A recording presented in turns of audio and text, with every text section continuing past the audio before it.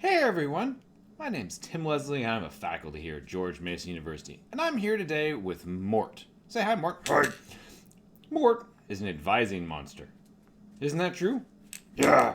Alright, thanks, Mort. What do they feed you these days? Tuition dollars. Oh, tuition dollars. That's fantastic.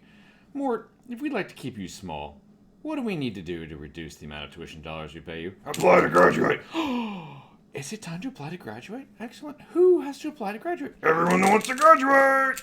Oh, and what happens after that? They check it. Who checks it? Advisors. But I thought you were an advising monster. Yes. But you don't do any work? No. So, your reminder, if you think you're graduating, remember to apply to graduate online. Easier than filling out that paper form, and it makes everybody happier.